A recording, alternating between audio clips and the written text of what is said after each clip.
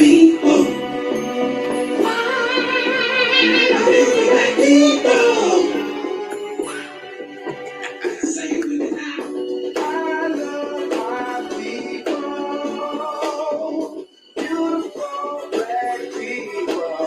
I love my people. I love my people.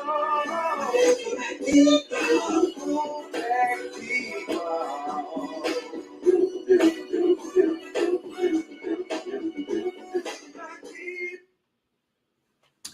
Greetings, my beloved Black people. Welcome back to the plight and struggle of Black people in America. Now, you know, we always have very, very interesting guests. In most cases, we know our guests personally. Sometimes we've known them from years and years. And they're from a variety of walks of life, let's say. I'm born and raised in the ghetto of North Philly, one of the northern ghettos. We have people that are born and raised in West Dallas in one of the southern ghettos. And we have a guest today. He's a bit different than most of our Black brothers and sisters that have been guests up to this point. So it's going to be really interesting. And hey, let's go there and see what it do. Hey! Howdy, sir. Did you say howdy? Yes, I did, General. No, see. And as I did the introduction, I was trying to let them know it's going to be a little bit different. And if I'm not mistaken, we're actually right now looking at a black cowboy. Yes, sir. Now, you know, we talk about a lot as far as Black people uniting and things that Black people need to do in order for us to unite successfully. And, you know, like we can kind of think about times in the past where we were trying to unite, and we did in various cases, in various areas.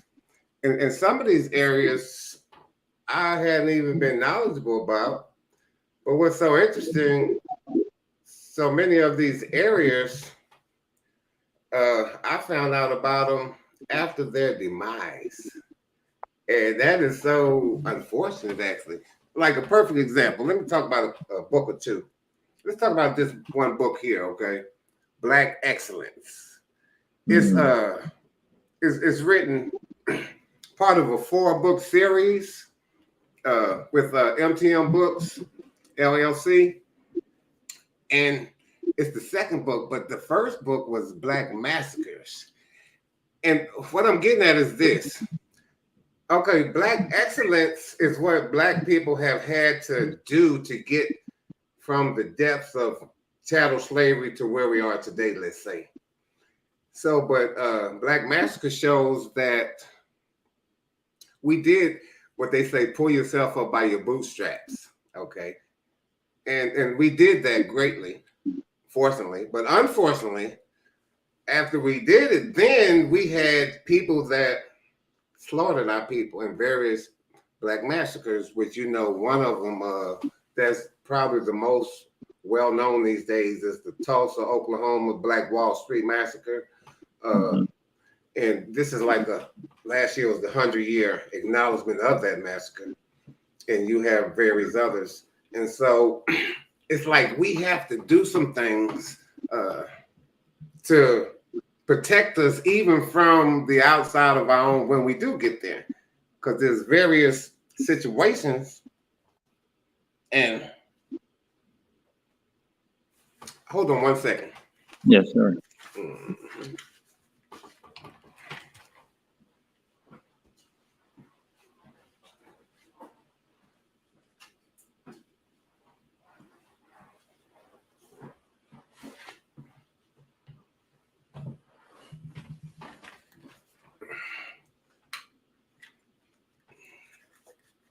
As I was saying, there's various situations like, okay, look at Black Massacres. Okay, this is a book about 27 well-documented Black massacres in this nation that happened after the start of the Civil War.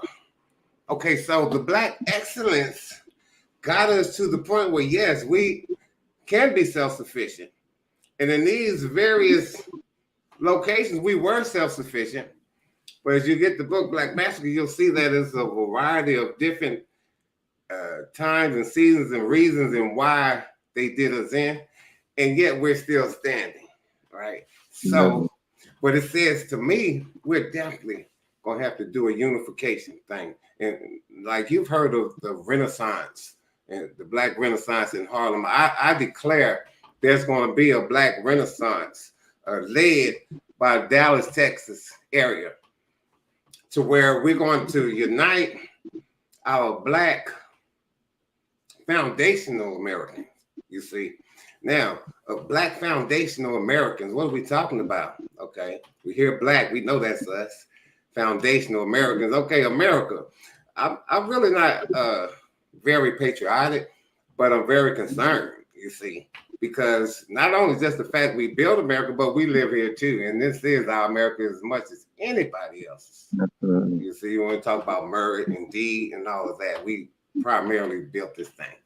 So we're going to have to harp on that unification thing. Like, perfect example, and I'm going to definitely let you talk. I don't know how I got on some of this.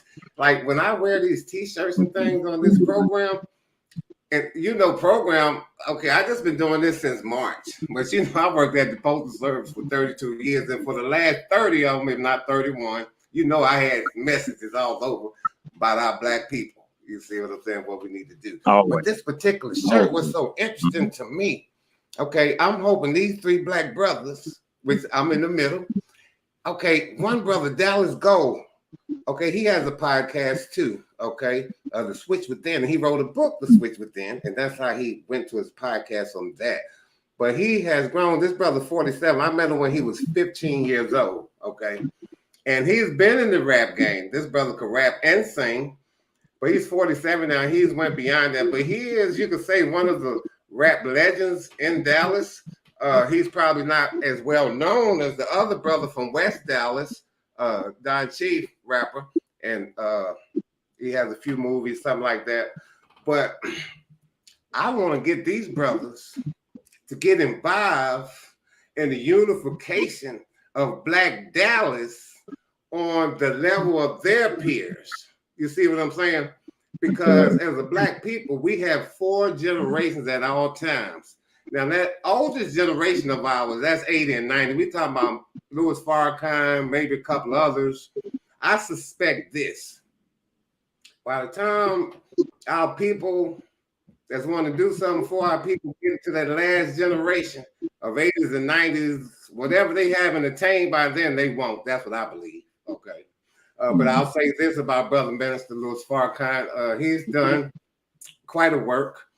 Yes. The monumental thing for me from that brother is the Million Man March, which I was there. A brilliant day, a lovely day. Yeah. So, if nothing else, I got to give the brothers props on that.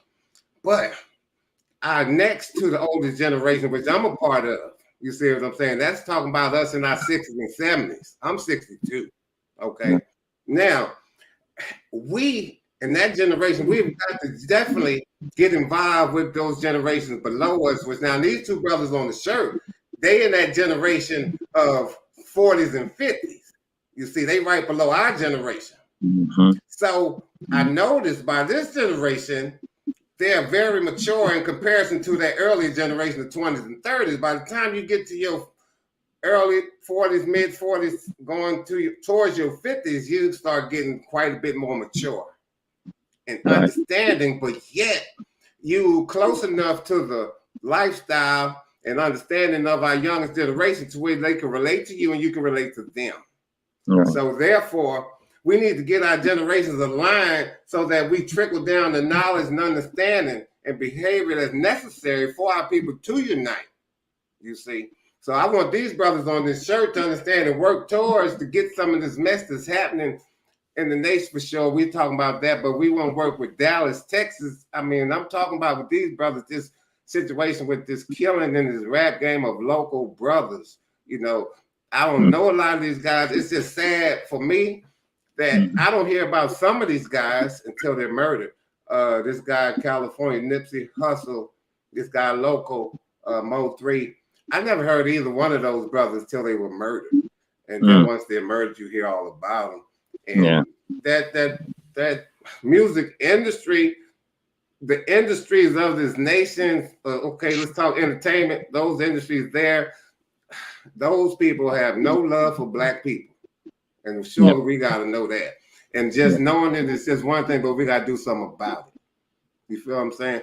So if it's true that we spend 1.7 trillion a year, and I know a friend of mine, Norman, do say, yeah, but we don't earn but so much. But I suspect that if we have an understanding of mindset of all for one and one for all, and have a fund specifically to contribute to help our people, help ourselves, we can do it. We can do whatever we need to do. That's right. We will, and I'm certain of it. But anyway, Black Cowboy, let's hear some of your talk because if I'm not mistaken, and I just recently found this out from you that you were born in Houston. I didn't even know that. But that was interesting. And, you know, I've been knowing you through my good buddy, Henry Moss, when y'all first came to the Postal Service. You know, we thought y'all were postal inspectors undercover, right? You remember that, don't you? I do remember that. Yeah, we was like, no, ain't no way these two clean-cut brothers show up together as custodians, and they say, well, yeah, we do the Army Reserve and this and that, meaning y'all gonna pop in and out. We're like, oh no, we ain't believe none of that. I think it took about 2 years when we realized y'all weren't undercover. I remember that because I want to thank you for the opportunity to even be a part of this segment with you because as most of your audience probably don't know, I refer to Lenny as the general because he has been, you know, from my early years. I guess we worked together at the post office for 25 years, and that's how long I've known him. He's always been the type. He was peculiar to me. He was, I mean, he made my curiosity peak about what he was all about because you would ask Lenny a question and Lenny might come back and give you a question to answer your question. I'm like, oh my God, what kind of guy is this? And it made sense, you know. I mean, and so I want to give him even when we were on the line out protesting police brutality and the injustice in the criminal justice system there in Dallas, Texas, when he would take a hold of that bullhorn, it was like, it reminded me, because I'm 25 years retired Army, and he just reminded me of a general taking his soldiers into battle. I mean, and that's what came to mind every time Lenny would be leading the force charging against police brutality. And so I love it. it made a big difference in my life. And I just want to, you know, thank you for his. Interesting. I appreciate it. And I didn't know that, but my mindset, because what I try to do the best I can is learn from our past mistakes as a people, you know, for what we need as a people. And, you know, when I think of general or leader, it seems to signify some others to be followers. And I know that's not necessarily the thing, but my mindset goes to being a comrade, which in my mind, it's like we're equal, you see? Right. So we're comrades in this fight, in this struggle, in this plight. Yeah. Right. But I definitely appreciate and admire being appreciated, no doubt. But hey, I feel you though. But this thing, like I mentioned this on one of my deals, I think there's 4 categories that they have on people in the society. They'll say upper class, middle class, lower class, and subculture. And I say this, which I love all my people, every class. And I equated it to a parent or parents with 4 children, and they'd be different totally, let's say.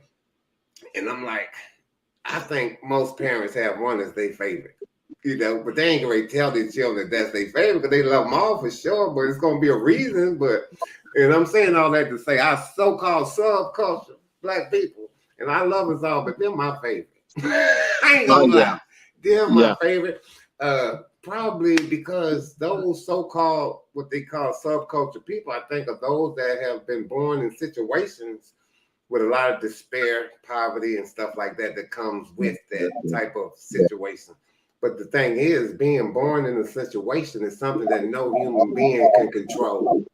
You see, so, and then I was born in the ghetto, so I think somewhere it's just so deeply inside of me to have compassion for those that was born into a situation that was not that great, but yet we all got to deal with the hand that we're dealt, that we had nothing to do with. You see? Absolutely. And so I always have a special place in my heart for those born in the ghetto, stuck in the ghetto, living in the ghetto, from the ghetto, because I don't know about most of us, probably not most of us, but a lot of us do get out of the ghetto. And then some of us don't want to. We want to stay and help out. So it's as long as we have that mindset of all for one and one for all, that's what we need. Yeah. And there's so many things to think about and talk about some of our past leaderships and stuff like that. But I know you were talking to me about a situation of Black people need to know about how to survive under situation and circumstances that could be more dire than what they are. Like being able to know how to grow your food, how to utilize and find and notice food that's right out here in the wilderness that we just don't know. That type of thing. And if I'm not mistaken, you know a lot about that type of thing and how to build to the point of having the proper knowledge to do these things. As a Black cowboy and Black farmer. Yes, sir. Yes, sir. Well, I tell you, and it's I think it's very beneficial for our community. And once upon a time, this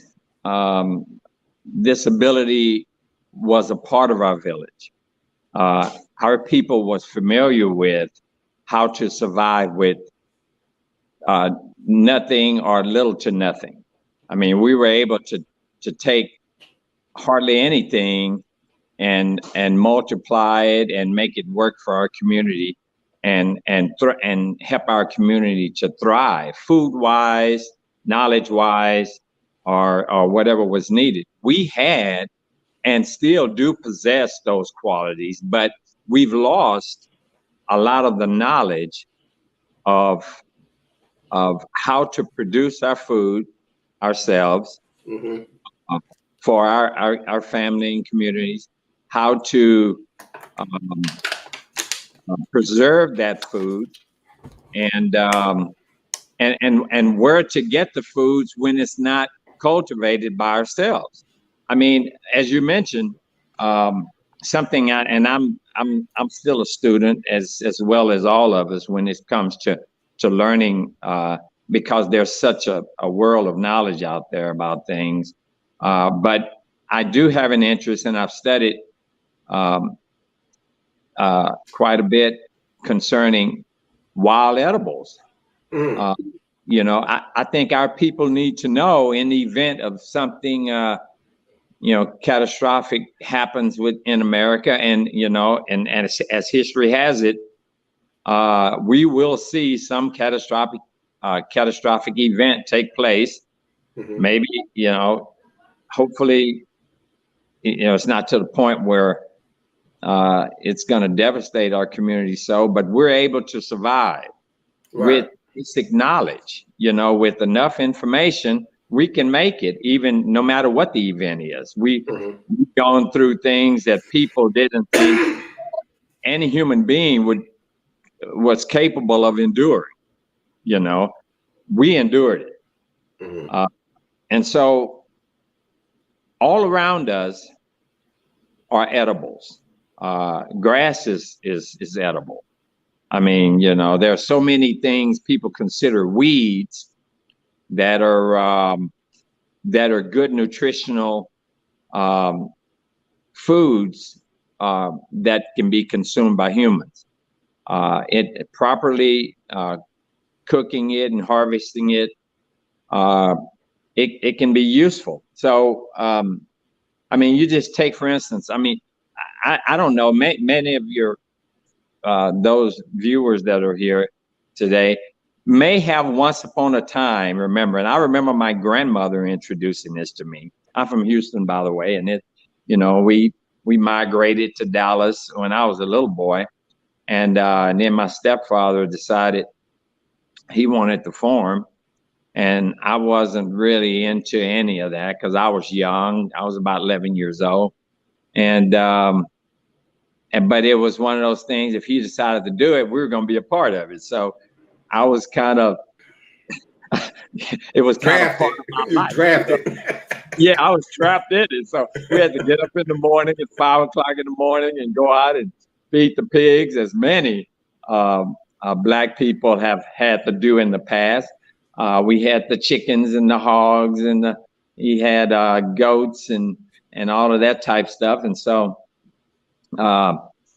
you get up and you go out there and you feed and you try to get back in and wash up before school time. You don't want to go to school smell like a pig, hog slop and what have you. And I lived that life, and came to love it. After understanding its value, I came to love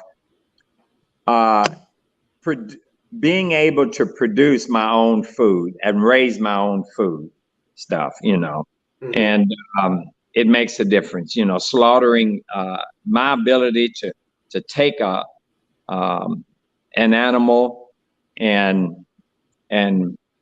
properly, I hear people say properly slaughter, but you're going to slaughter an animal for consumption. You're not doing it for fun. So it's just a process. Well, let me say a little something to that. When you say properly slaughter, I'm suspecting that has something to do with like maybe Jewish people or Islamic people, because they believe that slaughtering an animal in a particular way makes the meat halal. I believe they call it. Like, perfect example, I think one of the things that they don't believe in allowing another animal that's going to be slaughtered see another animal slaughtered. They don't believe in that. So I'm saying that's some of the differences that they're talking about slaughtering properly, and that's based on a belief system. Yeah, it is. But at the end of the day, we're going to consume this animal for our benefit. And to live. Yeah, absolutely, to live. And right. It's one of those things we've got to do. And so I walk out amongst, I've got a farm here, and I walk out and look at, I've got hackberry trees, I've got cedar trees, I've got, and there's a variety of cedars, of course, but I've got red cedar here. And I look at just the hackberry seeds, the seeds from a hackberry tree are edible seeds. It's nutritional. It provides nutrients for the body, enough to get you through until a meal is prepared to better suffice. I've got a lot of mesquite trees here. Mesquite tree is a tree of life. I mean, it gives so much to us, and a lot of farmers, they don't want mesquite trees on their place. I don't want a mesquite. What's the reason? What's the reason they don't want it? The reason they don't want the mesquite trees is because it's thorny. It doesn't provide a lot of shade, because of the type, how its leaves are shaped. And it's a hardwood, but it just, it's more of a nuisance, especially if they're wanting to utilize that area for hay, Then what hay makes you farming. like it so much? What makes you like it then? What makes me love a mesquite tree is that, number one, the mesquite sap is edible. You can take, yeah, it oozes its sap from time to time. You'll see some mesquite sap oozing from a tree, and you can those that's not allergic to it. I'm not suggesting people just go to eating whatever, because you got to be careful about what you eat. Study it and make sure that you understand that your body is not going to have some adverse reaction to it. But I do it all the time. I take my pocket knife and I cut off a piece of mesquite sap, and I put it in my mouth. It tastes just like candy. I go, it's good energy, good protein. It's sweet, huh? It's sweet. It has its sweet, it sort of just kind of melts in your mouth just like candy does, hard rock candy. And it's nutritional. Hey, man, that's interesting. Let me ask you this. How many acres you say you got out there? I've got approximately 300, about 315. Somewhere there. Okay, check this out.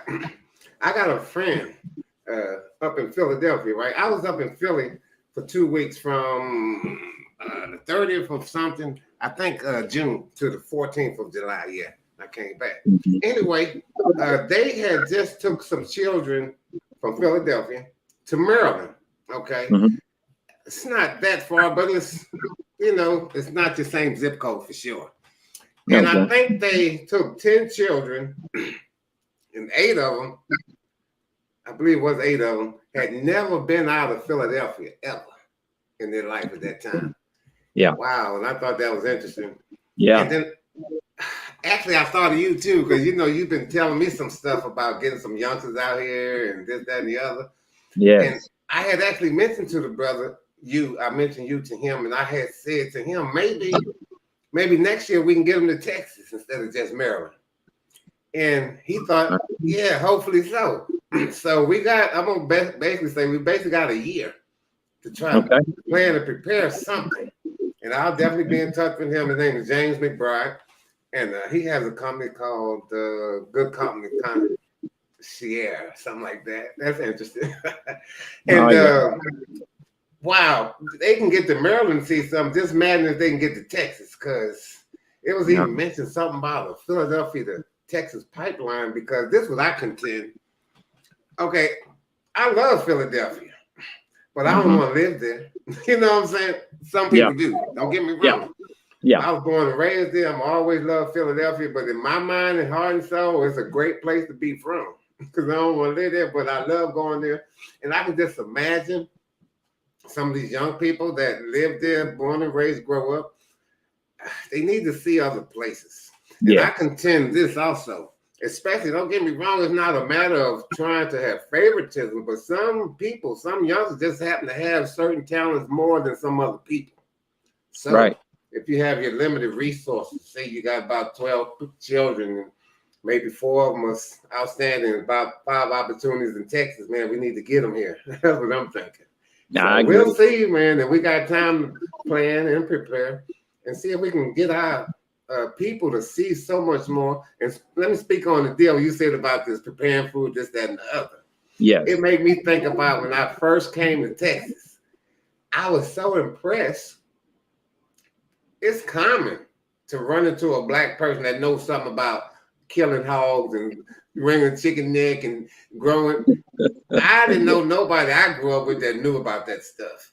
But in Texas, it's easy to find a black person that owns some land, that done raised some hogs, that got some horses. That's common here. But then Philadelphia, Texas, so different.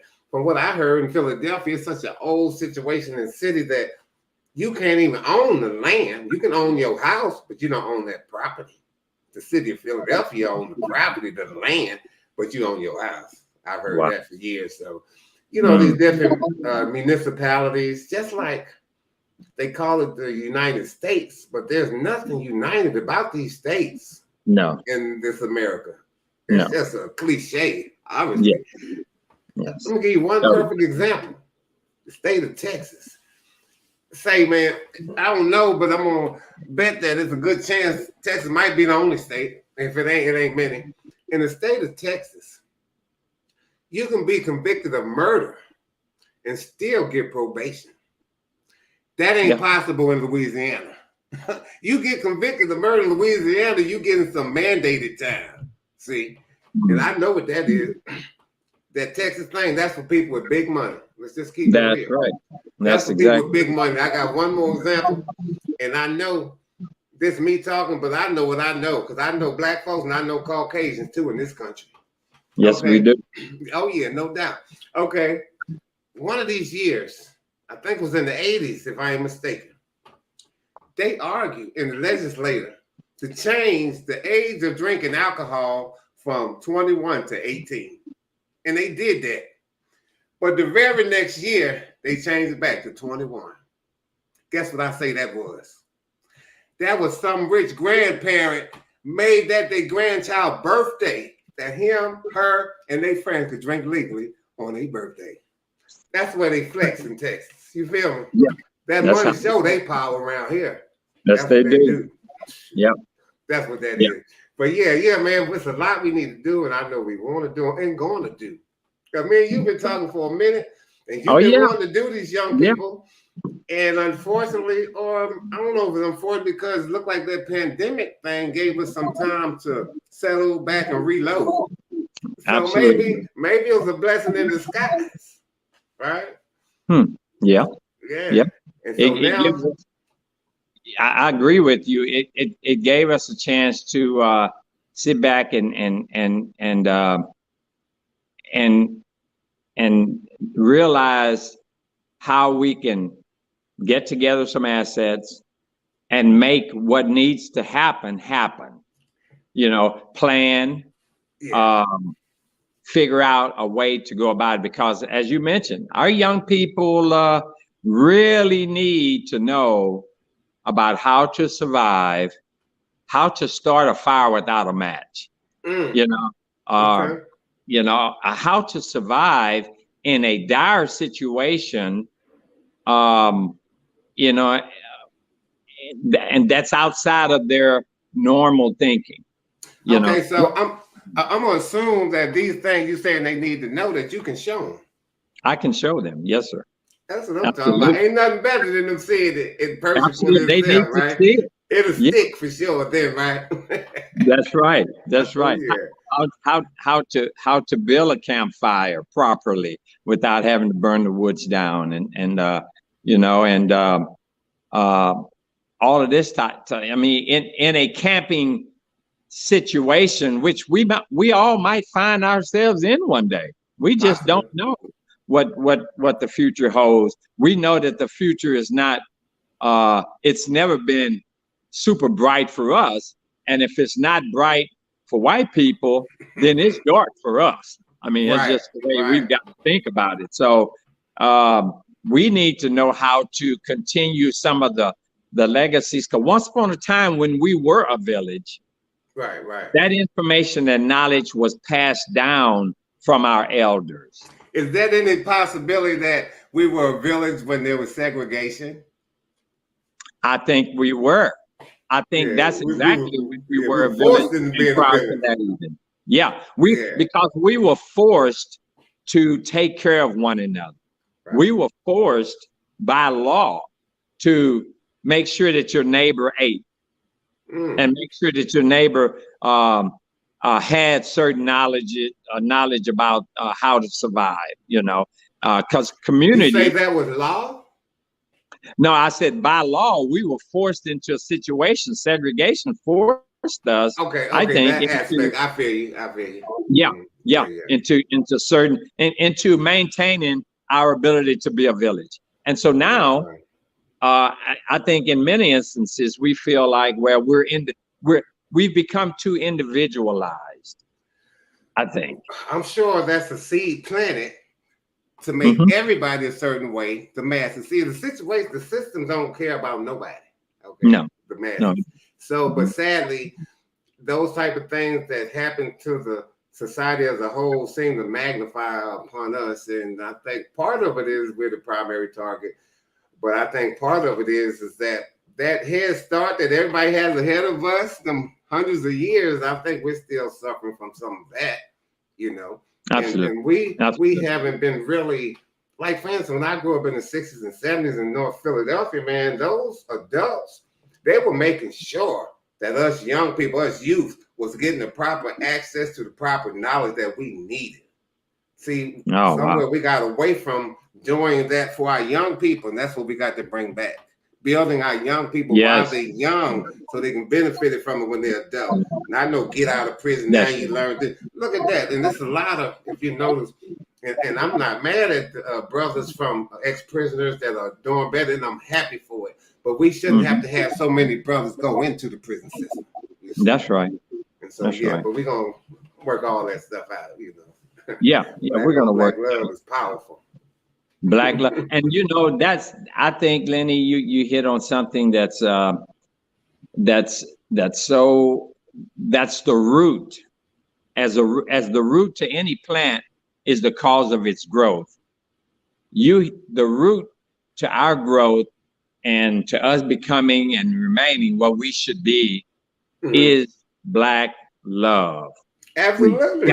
Absolutely. We've got to love, and you know, and we've got to have, I think, we've got to show that love in greeting. You know, I go to store not too often. I don't really like stores, but I go, and when I have to, and I run into my people, Black people, just passing by. I feel the need to speak to them. Right. I feel the need to acknowledge them. How are you? You know, how you doing, sister? How you doing, brother? And from what I've noticed, for the most part, we've lost that. Because what do you think the reason is? I think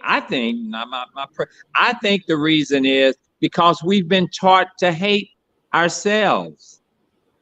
I think it's self-hate to make you hate or not want to acknowledge your brother. Even if you don't see it as hate, the acknowledgement that that's a human being right there, and he or she is worthy of being acknowledged. You know, that stems from you're being taught.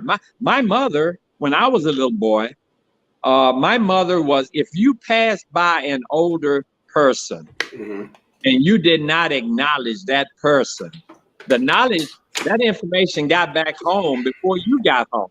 And by the time you got home, my mom was asking me, well, why didn't you speak to Miss Johnson when you passed by? This was real in our community once upon a time. I'm saying, how did she know that I didn't speak to Miss Johnson when I passed? Miss Johnson didn't have to speak to me because she was the elder.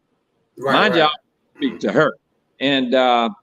And I got in trouble for that. So even in passing, something as casual as just passing by one another, I think that just we should acknowledge the humanity and the brother and sisterhood of ourselves.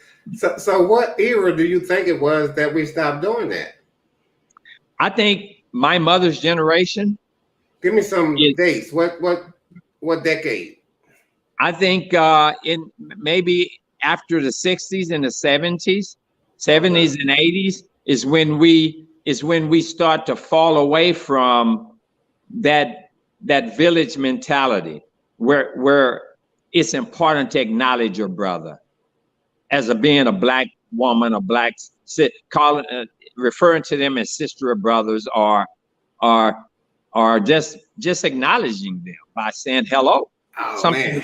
Hello. That's interesting, the time frame that you give it, because when you threw them 80s in there, that's around the same time that the government was filling our Black communities with crack. You know what I'm saying? So, yes, sir. I mean, that's so interesting. And I know we got a lot more Black unity than it looks like. I do know that. A lot of black people love and care about our black people. But Yes. with all the devastation that this society, the citizens that don't like us, the government that shown hate for us, we should be the most united people in the United States. I agree. Unfortunately, we're not, but I definitely believe we will be. And we're at the threshold. I truly Yes, we believe are. that. Yes, And we then are. when we do that, we self-sufficient. And then we have to know, and we do know, once we achieve it, then we have to maintain it. See, That's and right. that's where it works, so that we can't have 27 more black massacres. You feel me? Because we know better, and we're gonna do better, and that's what that is. We that people. That's what I'm And you know, talking one other thing I want to add, Lenny, in addition to what you're saying, is that we've lost the knowledge, the importance of ownership, land ownership. Because without land, there's not a whole lot you can do, you know, as far as self-sustainment. If you don't have any more than an acre or half acre or a lot, even at your residence, there are foods that you can plant around there that will sustain your family. And we can also come together and form Black farmers markets.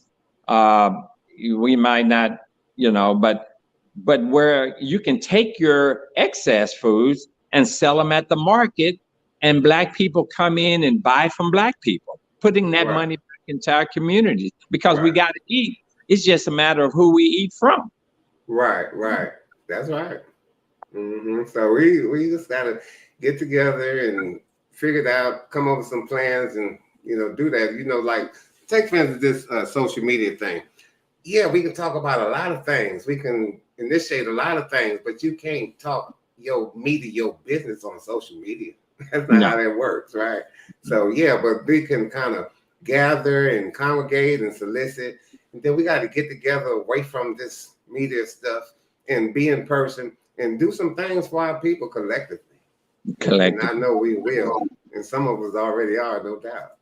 Yes, sir. Yeah. Yes, sir. So I really appreciate your efforts in this. I mean, you've always been a warrior, and ever since I've known you, and shown love for your people, not just talk it. Right. Shown the love. I mean, I'm gonna keep on doing it too. Yeah, I really appreciate it because of that love, I've learned so much. I've learned so much from you, and I want to teach, as you mentioned, I want our young people to learn about sustainable farming. Let me ask you this: if you could possibly put together the shortest or quickest type of training for what you just described, what is the shortest length of time you think you can compact that type of information into? You give me 15 minutes and I can put together a package that would be so beneficial to our people to learn. 15 minutes. Man, what's so funny about that? I was talking about bringing them youngsters from Philly, and I'm thinking, do you need a week, 3 days? This brother said 15 minutes, so I know you got something. I was talking about for them babies, man, so you got something, ain't no doubt. So what I need to work on is James and Brian in Philly to see if we can kind of get something together to bring them children to Texas instead of Maryland. They can do Maryland too if they like, but we need to get our Philadelphians to Texas, man, and let them see what the opportunities are. And we need to do the type of things that you can do, like some of these people do with these foreign exchange folks. You letting these foreigners in and you talking crazy about our people. We need to deal with our people on that love level and let them know, we do. We're going to help you help yourself, you see. Yeah. That's what and teach those babies.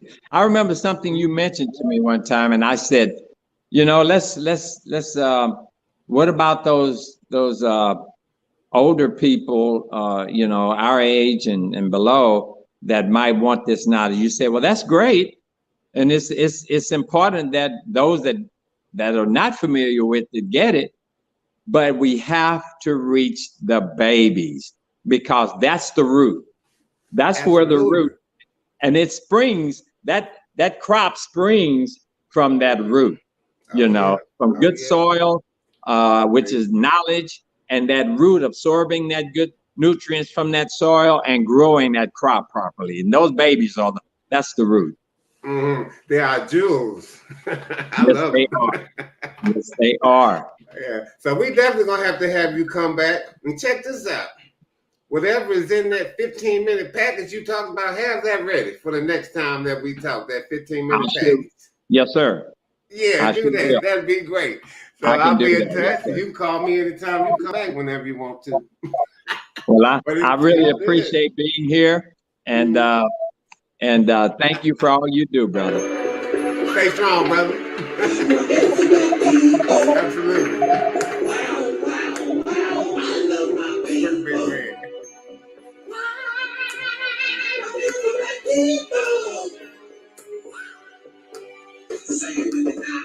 I love my people.